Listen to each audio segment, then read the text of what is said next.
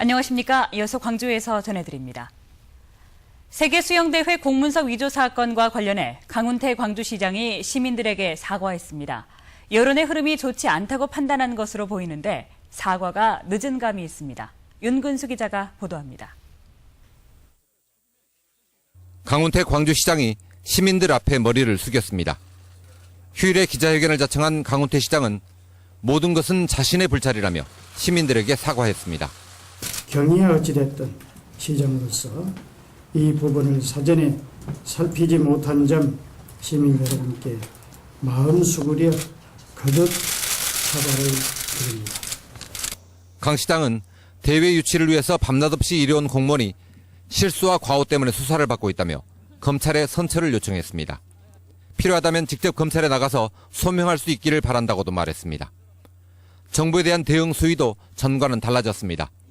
정부 조치에 개탄한다고 했던 강 시장은 오늘은 새삼 따지고 싶지 않다고 말하며 적극적인 지원을 요청했습니다.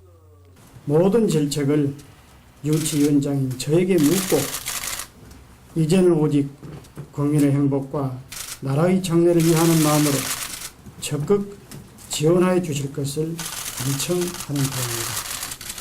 강 시장의 오늘 기자회견은 사과가 먼저다 혹은 하이직에만 책임을 미뤄선 안 된다는 등 검찰의 수사 이후 악화된 여론을 의식한 데 따른 것으로 보입니다. 하지만 타이밍이 늦은 감이 있고 검찰의 수사도 진행 중이어서 이번 사과로 여론의 흐름이 바뀔지는 미지수입니다. MBC 뉴스 윤근수입니다.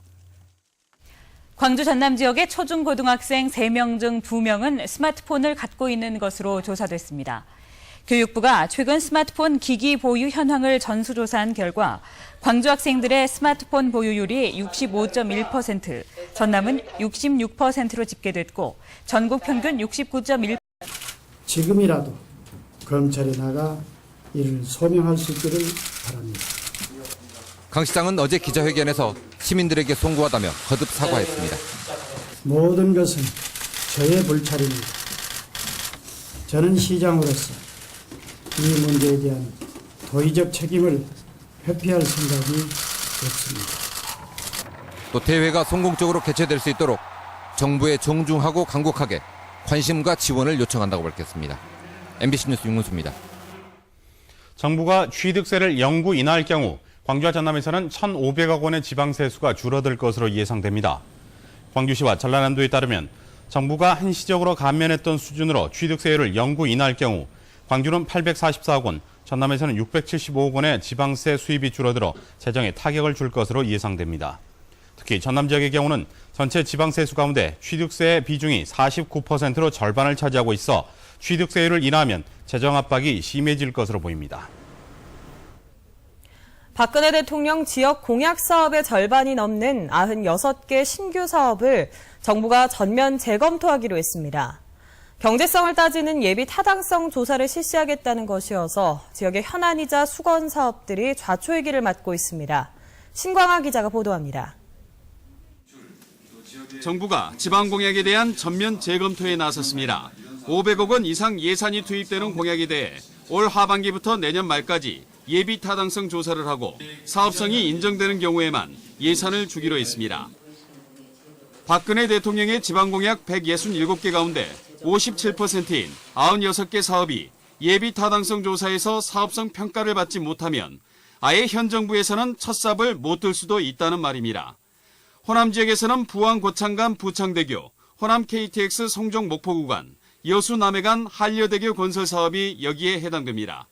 10년째 수건 사업인 광주 완도간 고속도로의 경우도 경제성 재검토에 들어간 상황입니다. 경제적 타당성도 중요하지만 지역 균형발전 측면에서 국가기관 간선망인 광주 안도 고속도로 건설 사업이 조기에 반드시 착공되어야 한다고 생각합니다. 예비 타당성 검토에서 가장 우선되는 것은 경제성이지만 정책적 분석 항목이 다양해서 결국 정치적 영향력이 사업 추진의 성패를 좌우합니다.